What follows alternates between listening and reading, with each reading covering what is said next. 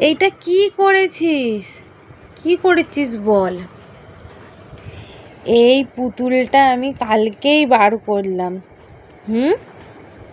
এটা কালকে আমি বের করে তোমাকে দিয়েছি।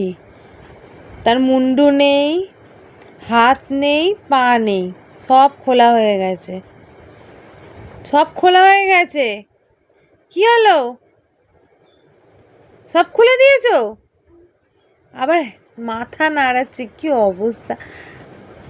তুমি এর সব খুলে দিয়েছো? এদিকে তাকাও। এই যে মুন্ডু,